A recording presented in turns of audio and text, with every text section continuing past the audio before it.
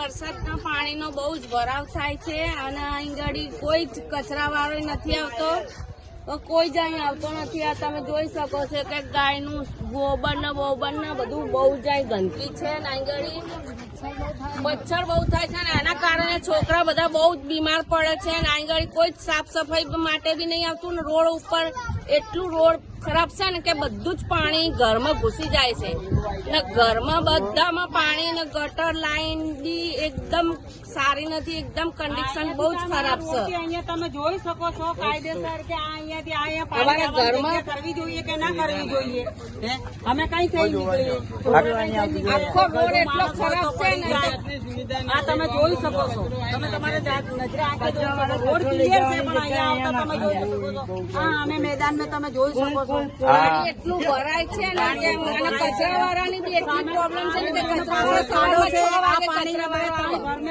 દર ચોમાસે ઘરોમાં પાણી ઘૂસી જાય છે.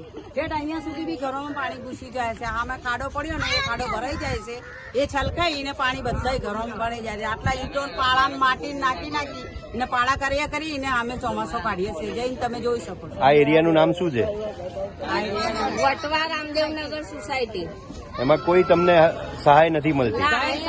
કોઈ સહાય નહીં મળતી. કેટલી વારંવાર અરજી કરતા સિવાય કોઈ નિર્ણય નહીં આવતા આનો. તો અહીંના સ્થાનિક કોર્પોરેટરો શું કરે છે? તમને મળવા આવે છે? કોઈ નહીં જોવા આવતો. આ 4 થી 5 વર્ષથી આ રોડ તો તમે જોવો કેવો પડ્યો છે.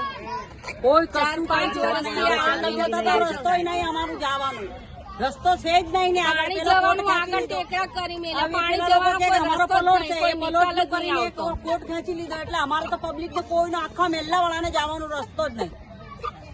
કોઈ રસ્તો નહીં તમે જોઈ શકો છો. આગળ ટેકરા કરી નાખ્યા.